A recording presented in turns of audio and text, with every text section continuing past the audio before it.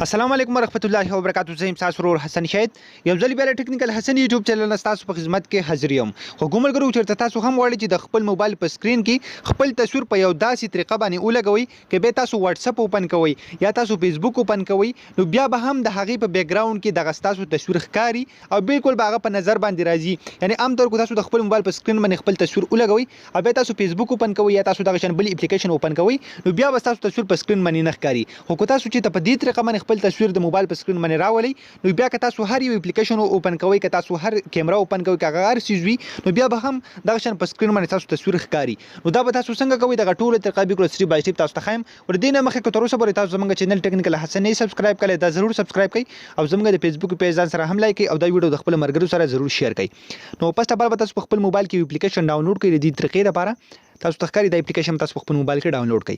بیا به تاسو کې دا اپلیکیشن به اوپن کړئ، دغه رقم لږ لاندې به لاړ شي او دا اپلیکیشن به تاسو ته چې میلاو شي. کوم ملګري چې په یوټیوب کې زموږ ویډیو ګوري، تاسو ته به ډسکرپشن کې لینک میلاو شي، او کوم ملګري چې فیسبوک کې زموږ ویډیو ګوري، نو د ویډیو د پاسه یا لاندې په کمنټ کې به تاسو ته لینک میلاو شي.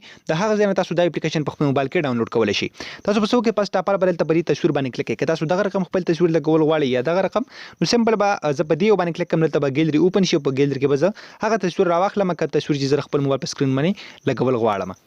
کله چې هم تاسو تصویر سلیکټ کړئ، نو تاسو تصویر چې کله هم دلته شو شي، بیا به تاسو کې برابر دا بټن نشان آن کړئ. تاسو ته ښکاري دا چې کله هم تاسو آن کړئ، نو تاسو تصویر په سکرین باندې دلته ولګي. بیا که تاسو غواړئ چې دغه خپل تصویر په سکرین باندې داسې لږ شو کړئ یا زیات شو کړئ، د هغې لپاره دلته سمپل تاسو لاندې یو لاین اپشن درکړی چې تاسو کوم سایډ ته بوځئ، نو تاسو تصویر به هغه دومره په سکرین باندې صفا ښکاري. بیا نو دا همدغه شان صحیح دی، تاسو ته ښکاري په مین سکرین باندې دا تاسو دغه شان لګولی شي ډېر زیات په اسانه طریقه باندې. خو ګومر ګرو امید لرم چې تاسو به ویډیو خوښه شوي. که تاسو ویډیو خوښ شوي، دا ویډیو د خپل ملګرو سره ضرور شیر کړئ او موږ په خپلو دعاګانو کې یاد ساتئ. د الله په امان.